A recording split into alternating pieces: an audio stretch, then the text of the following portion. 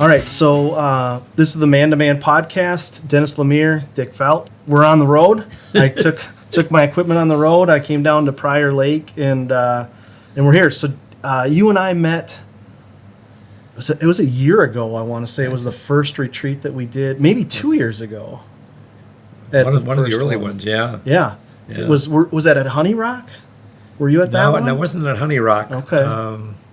My first experience with Wild at Heart was up in Alexandria about 2.5 years ago, 3 years ago now.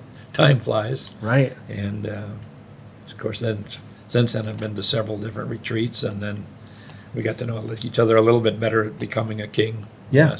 It's earlier this year. Just this last summer. So you have been to multiple Wild at Heart retreats. Absolutely, yeah. And so, how many, you've been to like 3 or 4 basics? Or 4, you said, right? Yeah, I've been to 4 basics, and I've been to Becoming a King twice. Okay. And the interesting thing to me is that the most of the crowd there is that I would say 25 to 45 age range.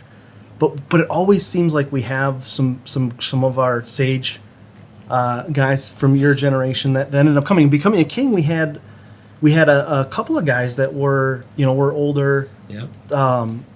So I know, and again, and Mike and I, Mike's 10 years older than I am. Funny enough, so we have this conversation. It's somebody that's coming from 45, somebody that's coming from 55, and so.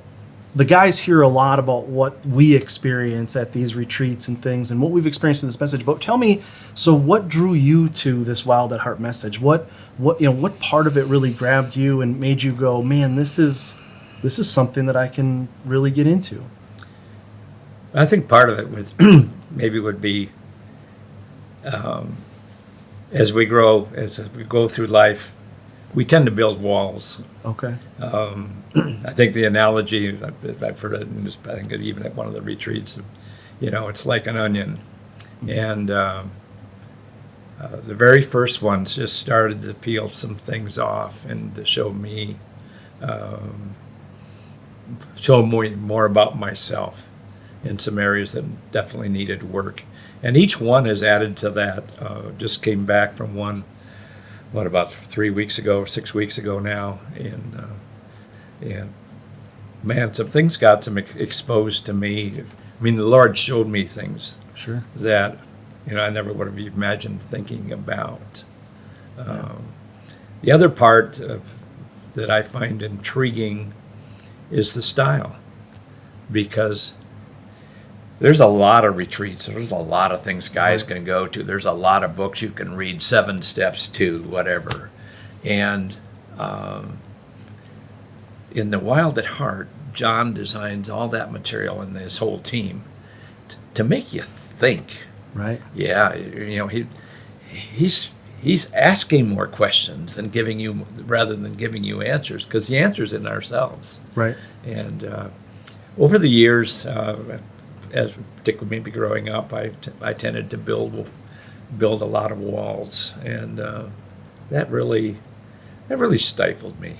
Mm-hmm. So, here I am, 80 plus years old, and I've never been more excited. And even the last couple of weeks, the Lord just started to show me some amazing things, plans He still has for me. That's awesome. And I'm going, well, let's see. Well, if you want all that done, well, I'll take that back. He hasn't.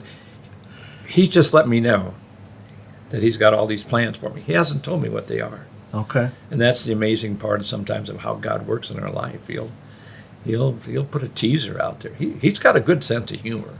Yeah. And so that. But the whole point would be to step out in faith, sure, and to be able to say, "Okay, Lord, whatever you want."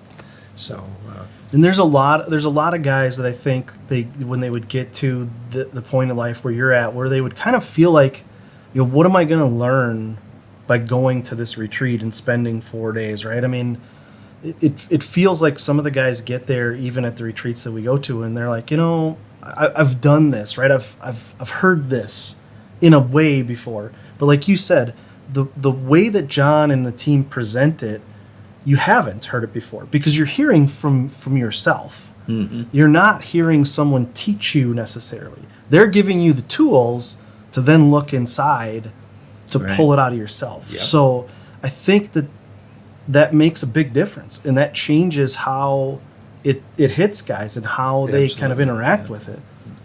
So Yeah. the other part of it, though, that I think is super interesting for me is, I mean, these are camps a lot of times. And we've kicked around, you know where I'm going here. Yeah. We've kicked around the idea many times of, is that the best environment for it? I mean, and for you, but you're sleeping on a bunk, Designed for kids. for a 12-year-old, right? So they're small, they're thin, they're usually, the mattress, if you could call it that, right, is a foam pad. Yeah. I mean, Well, John teaches us that every man needs an adventure in his life. So Okay. you can almost look at it that way. The other thing I have found that being, quote, one of the sages, which I think is kind of a it's kind of a funny name, but it's a very serious name. For really, sure. Because people will come to me and talk to me mhm. about things, and I found that's even with younger people on mission trips and things like that, where the young people we bring with us, that they're attracted because partly because you're willing to listen, and Right. we I'll share a story without any names, but one of the becoming a king that we had this spring. One of the young men was really struggling, and we talked 2 or 3 times, and we've talked 3 or 4 times over the summer, and he's made an amazing transformation and changed his life from sort of a down and out, I'm just working a job and no future, I'll never be married. And I talked to him about a month ago, and he packed up all of his stuff, and he's met this young lady, and out in Wow. Indiana, and was moving out there, and they hope to be married later on this year. And Wow. yeah, he had a great heart, Right. And it turns out that she actually is handicapped. So, Okay. but he'd be a perfect match for her, to care for her and love her. But it's just opening those doors. To older men who might be thinking about, well, is this something I would want? I think there's a couple of things. One, there's a cute little song or chorus they do in our church sometimes, and the opening lines are, "If I'm not dead, God's not done." Right. And sometimes we tend to think of our age as a number, and that we assign. It's sort of like I was out at the outpost just last night, and they did the clip with where the plumber and the radio guy, and Yeah. the radio guy Yeah. goes off on this, whether you're in your 40 or this, 50 or that, that's nonsense, and but so too many of us accept that as a way of life, and so I sometimes even get how's the word I want to say, caught in the crossfire in a way, because part of what John and them teach is that we all need time and margin in our life, Mhm. and yet with this background and with whatever there's already all these opportunities come building up, and so that's an important part. So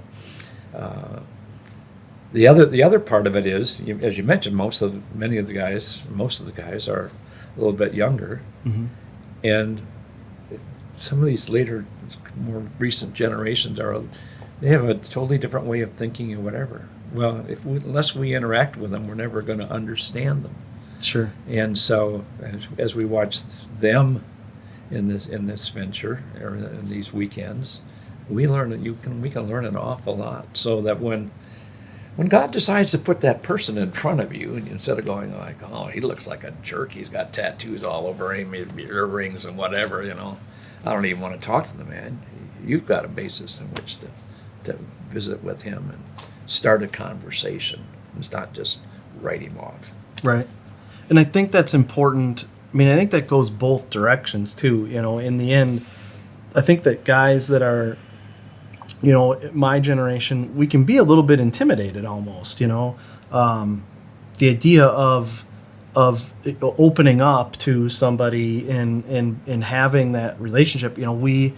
We have a men's group that meets on Monday nights, and there's not a lot of us, but we make a good go at it. And I asked all of them about mentors, and I said, how many of you have a mentor? And none of them. And I said, well, how many of you would like one? And they all were like, everybody wanted a mentor, but so all of these guys wanted that in their life, saw the value of it in their life, but had never taken the steps to go out and do that. And I think it's, as guys, we sort of have this, like you said, these walls up where we're like, okay, I would need this and this and this and this, where in the end it starts with just a conversation. I mean, one of the great things about these retreats is how many good relationships that can be built where it starts with just a conversation around a bonfire. It's literally just or around the dinner table. Or around a dinner table. Yeah. And it turns into you developing this relationship with this young man and speaking into his life to where he goes from being like the story you just told. He goes from being reserved and kind of withdrawn in himself to moving to another state to get married. I mean, that's taking somebody and allowing the things inside of them to really grow and build, and that can be done if we're open to these types of conversations and the fact that you're stepping out and putting yourself in that situation to be able to do that. I mean, that's something that, again, we don't see very much of, and so it's really a neat thing, and you're not allowing the physical aspect of it, sleeping on the hard bed, slugging through mud. And, when we were at that Becoming a King, we had all 4 seasons like in 4 days. We were walking through snow and mud and rain, and the first day it was hot. We were all sweating, and we're all wearing shorts and T-shirts. By the last day, we're wearing mud boots and going through snow. Praying, why didn't I throw that winter jacket in? Yeah. I mean, it's it's when you're out and you put yourself out there like that, you never know what's going to happen. Yeah. But it adds to the adventure, like you said. It's a story to tell. It's taking yourself from like John always says, the small story to the big story, right? Yeah. And so you've opened yourself up and you're taking yourself out of that small story and putting yourself in the bigger story of these other men's life. So maybe in the whole concept that the Wild at Heart message, we talk a lot about passing on that generational information and passing on that wisdom and being able to give to the people, like you said, those people coming up behind you, right? So if you're going to pass on information to a guy my age, I mean, so for me, I'm asking this for my own self. I've got 2 sons. They're 14 and 17, and and so I'm going through that whole senior year in high school, freshman year in high school kind of thing. Need a lot of prayer, okay? Yeah, exactly. At least they're boys. They're both boys, so I've got that. But if you were sharing with somebody my age, and coming up into this message specifically, what parts of it are you like, hey, grab onto this because this is where the meat of this is. This is where the real meat and guts of this is. 2 things come to mind, okay. And one of them is particularly strong in the message from Becoming a King is that God wants to give us a kingdom. Mm-hmm. We are all princes in His eyes, but the most important one He's going to give us, at least initially, is our family. Mm-hmm. And so, for a guy your age, for example, you're at a crossroad. You're trying to in many cases trying to build a career, you're trying to raise a family, trying to pay them off a mortgage, you got a house to take care of. And it's way too easy. And I say this because I was very guilty of this when my children were younger, to get busy, and you don't make time for them. And the other message that comes through loud and clear is the importance of validating your children, and letting them know, like just last night at the outpost where we were in our sharing time, we were talking about, take the boys out for an adventure or whatever, encourage them or ask them if they would put their cell phones away for 3 or 4 days and go off somewhere. You mentioned earlier in our company, before we started recording, you'd gone off to a cabin for 3 or 4 days. And do something like that. Just wander the woods, Right. And most kids today don't have no idea what that is.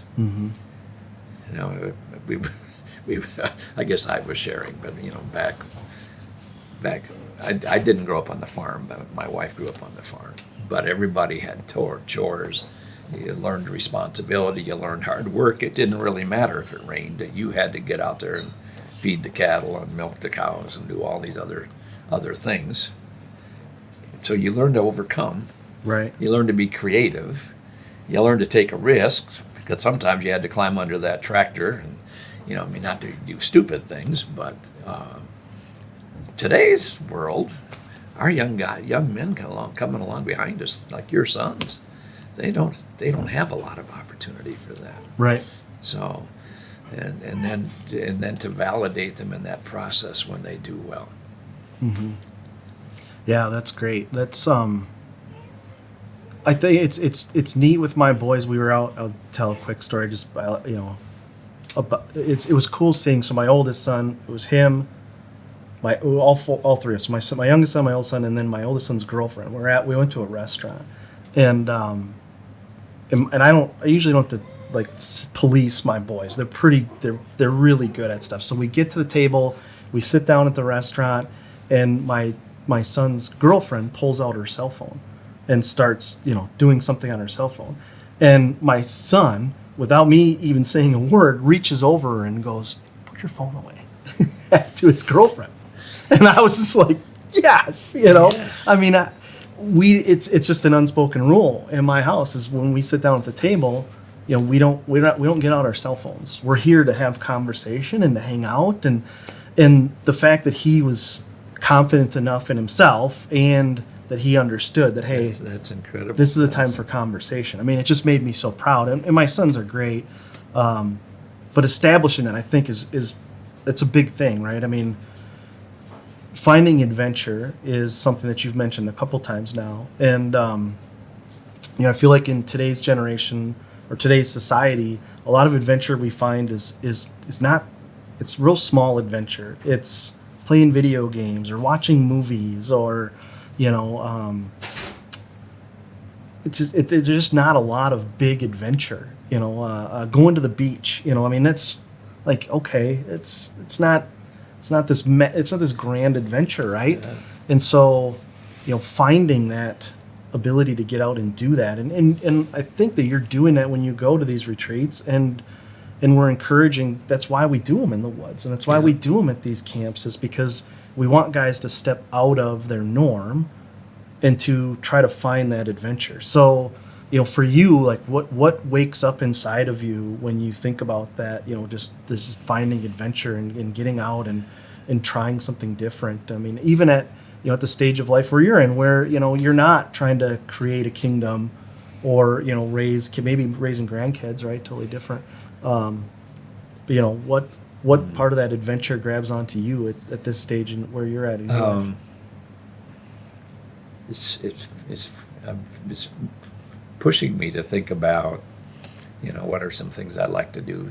Some people might refer to it as a bucket list. Sure. I was just thinking about this the other day. It might be, maybe I need to get out and get in and find maybe like a seniors hiking group or something like that, where, you go up to state park somewhere and walk the trails and that. Yeah, maybe they're groomed trails, but you're out in the woods, you're out in nature.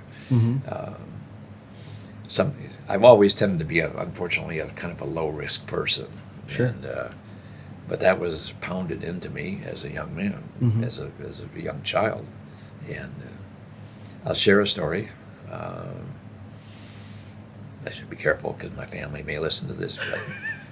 But You don't have to name names. Let them sort it out amongst themselves. we had a family cottage when I was growing up that my great grandparents owned.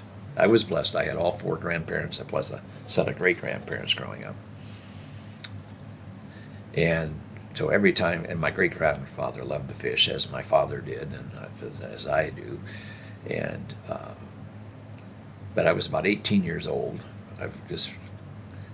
No, 17. I was my final fall of high school, and a bunch of us went out to the cottage on a Saturday afternoon to go for squirrel hunting. Okay. And the cottage was surrounded by woods and marsh back then. Driving to the cottage was down the last mile and a half was down a little 2 ruts going through the trees. And today it's a 3-lane paved road. But and I realized I've never been in these woods because they didn't want me out there, adventuring. So I mean, that was kind of a sad thing in a way. So, Right. And then, of course, you come along, you got college and other things. You probably did some crazy things in college, but haven't been a great one. I have a friend, who thinks it's great to jump out of airplanes and all these other things. I'm going, maybe get out of my car. No. But I think I'd make the point. So, but yeah, there's some things I'd like to do that way. Mostly, my heart seems to be going more and more to the mission field, actually. Okay. And in more recent years, I've been blessed to be able to help several different mission groups. But and that brings me great joy being able to do that. And keep thinking maybe I need to go on another one. That's a big adventure. I mean, that's a big one. I've been to Haiti 3 times. Okay. And on mission trips, and yeah, that was an adventure in itself. I'll share one experience I had, but the Lord really used it actually. But the town we were in, we went to a prison. Okay. Back then it was the old prison. They built a newer prison now, but you would have a room maybe 30 by 40 feet. You'd have 75 to 100 guys in that room. Jeez. And they all had 5-gallon buckets, and that's what they slept on. They learned to sleep sitting on that 5-gallon bucket. Wow. And in the morning they turned it over, and that was their latrine. And I think they got to wash it, rinse it, throw it out once a day or something like that. But started sharing God's word. And you're literally standing in puddles of urine. And that was quite an adventure. Yeah. But the blessing out of that was there were a couple women that were with me. We were a group of like 14 or 15, and we'd split up into different cells. There were like five of these cells in the prison. And they taught them a little chorus and encouraged them to sing that every morning and every evening. Well, a year later, a mission team went back, and they ended up having to stay almost across the street from the prison. And they said they woke up every morning and then heard 2 or 3 times throughout the day they just singing that little chorus. That's how they were touched. And I remember I started just sharing a little bit, and I don't hardly know what I said. It just seemed like the Holy Spirit took over. And finally I said, would anybody like to commit their life to Christ? And about 40 guys raised their hand, Wow. Do we have an impact? It's, we have to hope and pray and keep praying for them. Right. There's those kinds of things. Or one of the earlier trips we were out going up this road, and my pastor friend goes, we're probably the first white people that have ever driven on this road. Because it looked like an ox cart would have a hard time getting up it. It was bumpy and rocks, and Just driving in Haiti is an adventure. I bet. Yeah. Not the greatest infrastructure. Huh? But again, the ministry has grown in that we're trying to teach a new way of farming so that they Okay. can increase food production. And it's not easy. You're trying to break tradition and stuff like that. But yeah, there's all kinds of adventures out there. Right. So how long have you been a believer, a Christian? That's a good question. I think the moment I remember Sure. was in high school at a Bible camp up in over in Michigan, and at a campfire. There you go. That's kind of God loves using campfires, and where I've really committed. I felt like I made that commitment. I grew up in the church, Okay. but I think in today's terms, it might be described more as a religious experience. Mm-hmm. And then several years later, I've been married for several years. We got into a couple of really strong Bible-based churches that were starting to come alive. What I call it, coming alive. Mm-hmm. And so it's just been a work in progress. Okay. There are times when the Lord has to ping me and say, "Hey, you just need to just stop and talk to me." Right. Right. But the interesting thing, actually, I was at a basic here just 3 weeks ago, and no, I'll take that back. I was thinking of something else. The other morning, I woke up, and I had both my pups snuggled in bed with me, and I didn't want to disturb them, because once they're up, the day's gone. It's going. But he started sharing, opening up my eyes to some things, and how he was walking me back through my life Okay. and showing me how he was directing me even when I wasn't asking, where his hand was in it. Decisions I made, some of them on the spur of the moment, that had an impact on the rest of my life. Job opportunities I thought that I wanted to pursue. And when I came to Minnesota, there was a dream job in St. Louis, and exactly what I wanted. They kept putting me off and saying, "Yes, we're going to make you an offer. We're going to make you an offer." I finally come to work for a company here, and I hadn't been here a week, and I learned that company had closed its doors New Year's wow. Day. Jeez. Wow. The way God works in our lives in so many ways. We could do a whole other talk on all the different ways God kind of touched me and blessed me, and my wife as well. We were married 53 years. Wow. And That's a big deal. yeah. And there was a dream when I was younger to be a farmer. I never dreamt I'd end up marrying a farm girl.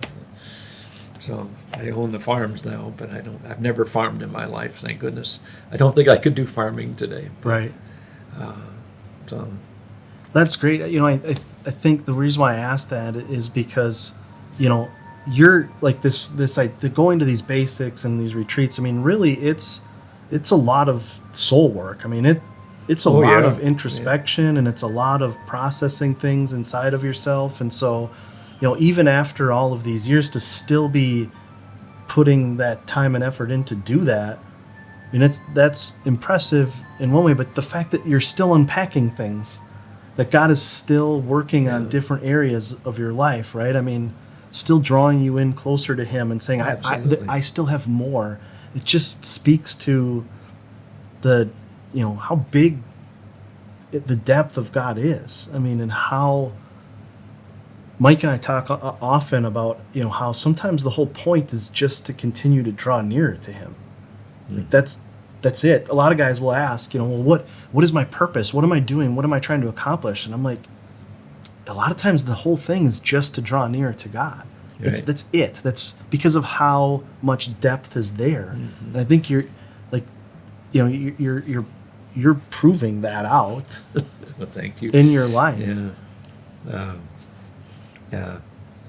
One of the things I've been thinking a lot about lately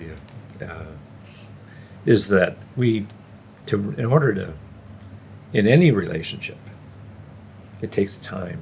Mhm. You don't just, I think again, my family, we all love Hallmark movies. We're all, they all, it's boy and girl meet the first 2 minutes, they kiss the last 2 minutes, and in between there's just various kinds of drama. Right. But everything, always works out so good, But relationships take time, Right. and it's the same way, whether it's your family or your relationship with your Lord. And I guess that is one of the benefits. I mean, I've been retired for about 15 years now, and so I'm blessed. I have a little more time than many guys do.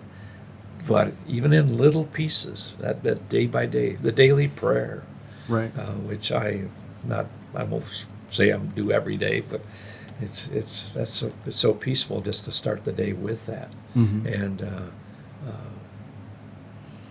where was I going with that? Senior moments. It's all right.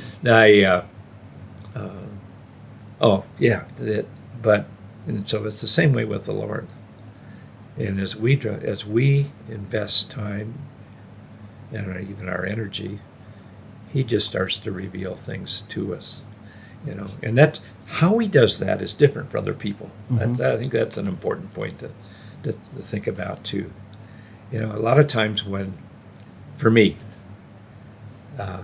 if I've been when I feel there was those special times. I keep a journal, which is another thing that I strongly encourage guys to do. But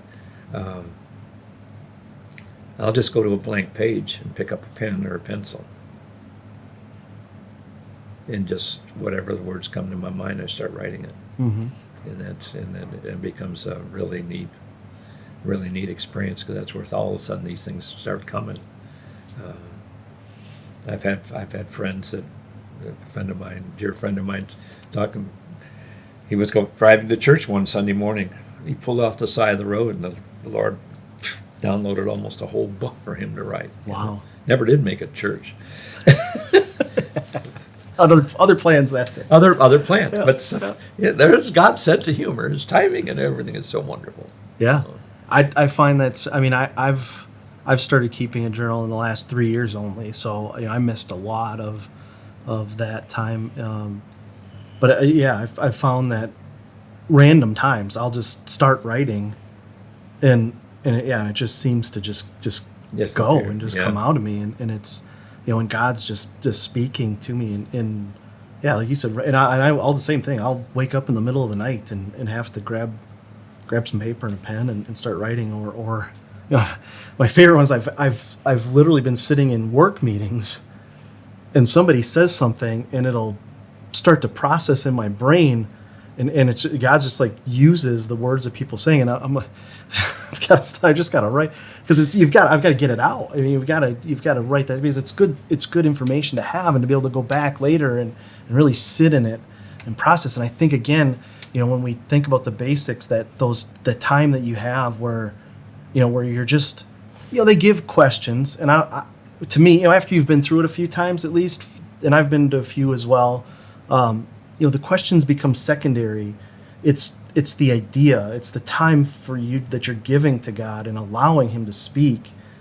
I mean, He does. He shows up and speaks, and sometimes the questions become secondary, and it becomes this dialogue almost Right. with Yeah. God, where you're like, "Oh, I didn't even get to the questions, but this is good stuff." I mean, Absolutely.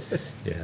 The other part of the journaling, and not that being on that too much anymore, but is that in our busy life, we get a thought, even if you just write down the thought, that way you've got something to go back to, and without that, it could easily get lost. And I'll find that I'll write down a thought, and I won't have any idea what it belongs to, and then it'll be 2 or 3 days later, I'll be having a conversation with somebody, And that is what I need in this conversation. Indeed. Isn't that neat? And I'm like, wow, okay, now I understand that this is where this belongs. When I didn't, when I first wrote this down, right, or I first got this. So it's impressive. It is amazing, like you said, God's sense of humor and timing is sometimes irritating for us because we don't understand where it's going. But when you get to see it, Yep. it's so revealing and it's so amazing. So Yeah. it's been good. But I really appreciate this time. This has been great. I appreciate been you fun. giving it to us. Anything that you want to say to guys that might be watching this, just to kind of wrap up and parting wisdom? Wow.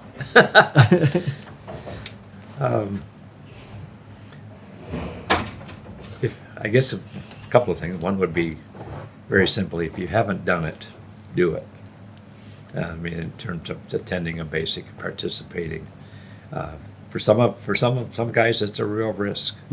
For others, it's. I mean, let's be honest. There's guys that come to this and sleep through half of it. Right. But it's whatever if you're looking for relationship with other guys, this is a great way to do it. Because you build friendships. Sometimes it's with friends that go with you, or people that you meet up there. Our church is a very friendly church, and virtually every time a bunch of us guys go up to one of these retreats, we add to our tribe, if you want to call it that. Yeah. So I've got 8 or 9 of them coming over here Saturday night. Maybe a good thing it's turning cold. We're going to put a fire in the backyard, and I'll throw some burgers and brats on the grill and just sit around and talk and visit, and maybe we'll have a little time at, what do you need? What do you need? Because a related thought to that comes to mind is that you kind of grow up in a culture that says we can do it all, and the bottom line is we can't. Right. We need other guys. There's a Bible verse in Proverbs about iron sharpening iron, and we need that. We need somebody.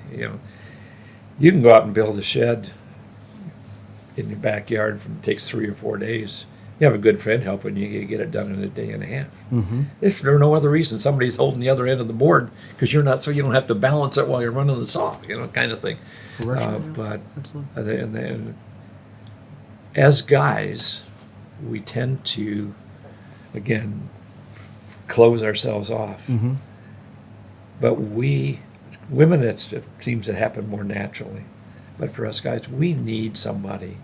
And that's when one of the blessings, over the last 3 years, the Lord has put, as some of the loneliness built up, having lost my wife, put 5 or 6 guys around me that, if I'm having a bad day, I can pick up the phone and call them. Or we go and I've got a couple guys, we have lunch almost every week or every other week, and who knows where the conversation's going to lead. The other day, one of my best friends, we had a conversation about what do our names mean, and that's a fascinating story in itself, and we started to pursue it, and then we can say things like what's God's name for us. Because again, that's part of one of the sessions, talking about what name has God given us. So it's but and I had a dear friend, and he's a mechanic. Back when my wife was alive and he was still married, we'd have our conversations under the hood, kind of thing. Well, guys need that, and kind of.